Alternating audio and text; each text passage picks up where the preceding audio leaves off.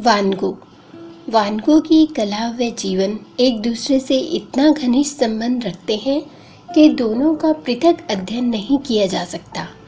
वान गो ने अपने भाई थियो को पत्र में लिखा था, मैं अपने सामने के दृश्य को हूबहू चित्रित करने का कभी भी प्रयत्न नहीं करता।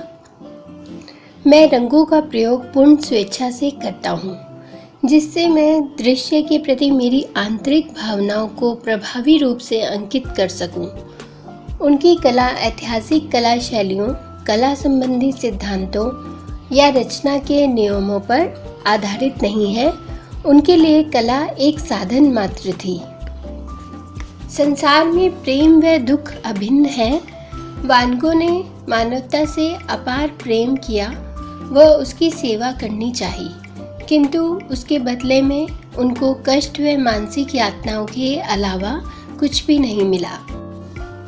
वान गो का प्रेम स्वार्थी व भोग लोलुप नहीं था। वे संसार के प्राणी मात्र के दुख को देखकर तड़पते, वे यह जानना चाहते कि क्या किया जाए जिससे इस दुख का अंत हो।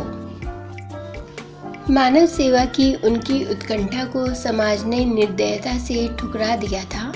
वह दार्शनिक स्पाइनोजा के वचन, जो भगवान से प्यार करता है उसे यह आशा नहीं करनी चाहिए कि भगवान भी बदले में उसे प्यार करे, की सत्यता को उन्होंने अनुभव किया। उनके जीवन में उनको छोटे भाई थियो ऐसे देवतुल्य व्यक्ति मिले जिन्होंने उनसे सच्चा प्यार किया, उनकी कला को सहानुभूति से समझा व उनकी अपरिमित मदद की। कला के अध्ययन के हेतु वे हेग जाकर चित्रकार आंटोन माव के पास 2 साल तक रहे, जो कि उनके रिश्तेदार थे। यहाँ के अध्ययन से न तो वे खुश थे न ही माव। वे संग्रहालयों में जाकर रेमब्रांट के चित्रों का अध्ययन करते। अब वे चित्र के धार्मिक या सामाजिक महत्व के अतिरिक्त उसके कलात्मक गुणों की ओर भी ध्यान देने लगे थे। अपनी अल्प आमदनी से थियो उनको जो कुछ पैसा भेजते वह वान गो चित्रकारी में लगा देते। वह सारा समय चित्रकारी में व्यस्त रहते। इस काल के उनके चित्र मिले के समान अंकन पद्धति में स्वच्छंद, सरल व प्रभाव में सामर्थ्यशाली हैं।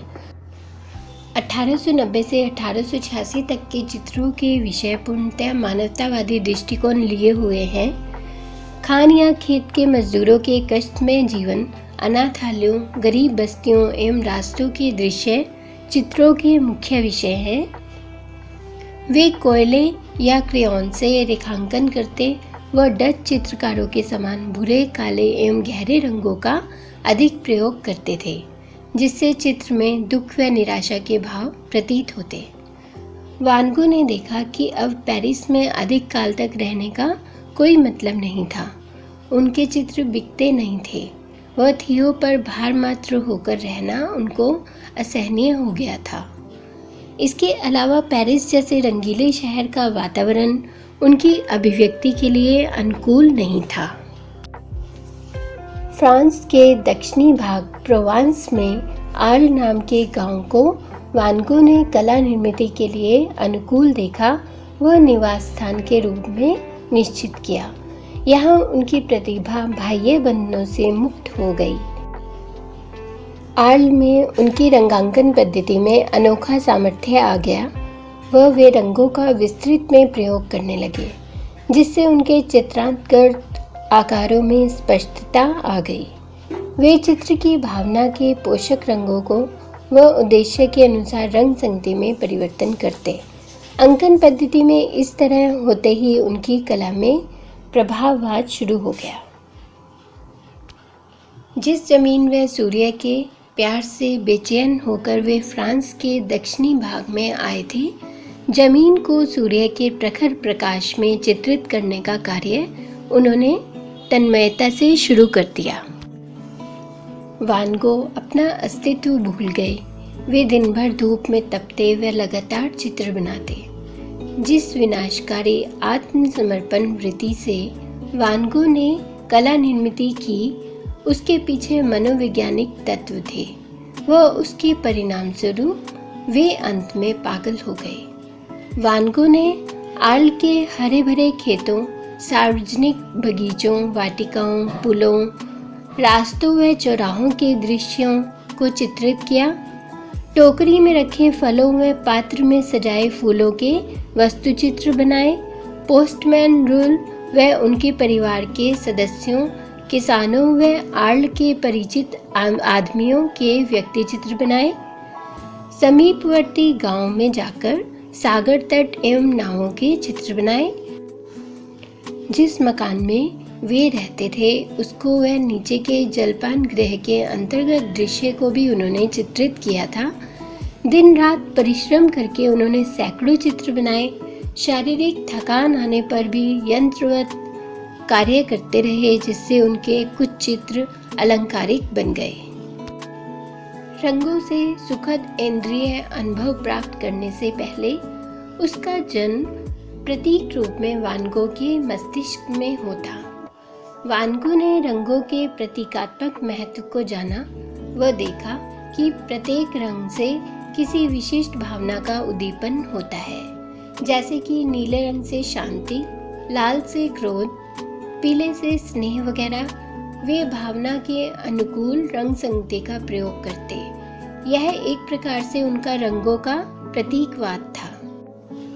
वस्तु का आकार, विशेषताओं को स्पष्टता देने के हेतु वे ज्योतों की तरह अनावश्यक बारीकियों को छोड़ देते व जापानी कला का अनुकरण करके आकारों को बाह्य रेखा से अंकित करके सरलीकृत रूप देते। रंगांकन के समान उनका रेखांकन भी भावदर्शी व सजीव है। 20 साल की अवधि में वान गो ने 700 से अधिक रंगीन चित्र व 1000 से अधिक रेखाचित्र बनाए। पॉल गोंग 20वीं शताब्दी की कला का कल्पनातीत रूपांतर हुआ। उसमें से गोंग ने सिद्ध किया कि यदि रंगों या रेखाओं के सहज गुणों का विचार करके उनके विशुद्ध रूप में व कल्पना पूर्वक योजना की जाए तो कलाकृति सृजनात्मक व परिणामकारक हो सकती है। वे नहीं चाहते थे कि रंगों का प्रयोग छाया प्रकाश को आभास दिखाने के लिए किया जाए या रेखा का प्रयोग वस्तु की बाह्यकृति को हूबहू अंकित करने के लिए किया जाए। पॉल गोंग का जन्म 1848 में हुआ था। उनके पिता फ्रेंच पत्रकार थे एवं माता किसी पेरू देश के वंश की थी। दोनों समाजवादी विचार के थे। वह नेपोलियन के सत्तारूढ़ होते ही वे पेरू देश चले गए, जहां पॉल के पिता की मृत्यु हो गई। एमिल शूफानेक उनके एक सहकर्मचारी व शौकीन चित्रकार थे। कुछ समय तक नौकरी करके शूफानेक ने त्यागपत्र दिया और वे कला के अध्यापक व व्यावसायिक कलाकार बन गए। वे प्रभाववादियों के मित्र थे एवं उन्होंने गोंग को प्रभाववादियों से परिचित कराया था। काम्य पिसारो ने गोंग का चित्रकला में मार्गदर्शन किया और 1879 का ग्रीष्मकाल गोंग ने पांतवाज में पिसारो के साथ प्रकृति चित्रण करने में बिताया। गोंग को प्रभाववादी चित्र बहुत पसंद थे और उन्होंने माने, मोने, रेनवार, पिसारो, सेजान के चित्र खरीदे थे। 1876 की राष्ट्रीय प्रदर्शनी में गोंग का एक चित्र स्वीकृत हुआ था। 1890, 81 व 1882 की प्रभाववादियों की प्रदर्शनियों में उनके चित्र दिखाए गए थे। कला समीक्षक युइमा ने उनके विवस्त्र स्त्री के चित्र की बहुत प्रशंसा की।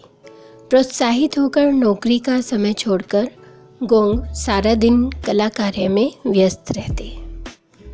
1883 में अपनी पत्नी व सह कर्मचारी मित्रों के विरोध के बावजूद गोंग ने नौकरी छोड़ दी और संपूर्ण समय कला साधना में लगाने का निश्चय किया। गोंग में आमूल परिवर्तन हो गया। सर्वमान्य प्रतिष्ठित जीवन को छोड़कर उन्होंने पूर्ण स्वच्छंद रहन सहन अपनाया। अब गोंग के साहसपूर्ण, रोमांचकारी व कलामय जीवन का आरंभ हुआ, जिससे मुग्ध होकर साहित्यकारों ने उनके जीवन पर कहानियाँ लिखी। गोंग व एमिल बर्नार्ड ने अभ्यास के प्रभाव से मुक्त होकर बच्चों के समान चित्रण करने का अपना विचार घोषित किया। कुछ सीमा तक गोंग की कला में बाल चित्रकला के दृश्य रूप के गुण पाए जाते हैं, परंतु इन गुणों के अतिरिक्त गोंग की कला में जो बौद्धिक ध्येयवाद है वह बाल चित्रकला में नहीं होता। प्रतीकवाद के मुख्य सिद्धांत के अनुसार कल्पना को कलाकृति में साकार करना कलाकार का मुख्य कार्य है। गोंग की कला पर यह परिभाषा पूर्ण रूप से लागू होती है। टाहिटी के चित्रों में उन्होंने आदिम स्त्री की आँखों में छिपे हुए रहस्य व मानवीय जीवन के कूट प्रश्न को दृश्य रूप में दर्शकों के सम्मुख रखा है। गोंग व एमिल बर्नार्ड मध्ययुगीन रंगीन कांच चित्रों से प्रभावित थे एवं अपने चित्रों में कांच चित्रों के समान चमकीली रंग संगति का प्रभाव दिखाने के उद्देश्य से वे विशुद्ध रंगों का विस्तृत क्षेत्रों में प्रयोग करते। जापानी चित्रकला के प्रभाव से गोंग वस्तु के आकार को बाह्य रेखा से अंकित करने लगे। समकालीन फ्रेंच चित्रकारों में जापानवाद प्रिय हुआ था। जापानी छापा चित्रों व मध्ययुगीन कांच चित्रों के समन्वय से गोंग की शैली को नया रूप मिला। रेखा के महत्व को स्पष्ट करते हुए गोंग ने कहा था, रेखाएं भी स्वभाव विशेषताएं लिए हुए होती हैं, जैसे कि सहृदय रेखाएं, हीन रेखाएं, कठोर रेखाएं वगैरह। सरल रेखाओं से अनंत विशालता का आभास होता है व वक्र रेखाओं से संकोच पैदा होता है। वे कहते, रेखा में रंगों का सामर्थ्य है। गोंग के जीवन की संघर्षमयता को देखकर आश्चर्य होता है कि ऐसी प्रतिकूल परिस्थिति में भी उन्होंने न केवल कला निर्मित की, बल्कि ऐसी कला निर्मित की जिससे आधुनिक कला को नई दिशा में मोड़ दिया। गोंग की मृत्यु के बाद पेरिस के तरुण कलाकारों पर उनकी कला का प्रभाव बढ़ता गया। प्रभाववाद को त्याग कर वे नवीन दिशाओं में प्रयोगशील हुए। अपनी कला का अन्य कलाकारों के लिए क्या महत्व है, इस संबंध में गोंग ने मर्फी को लिखा था, मैंने प्रस्थापित करने का प्रयत्न किया है कि कलाकार को अपने विचारों के अनुसार कला में नवीन साहस करने का अधिकार है।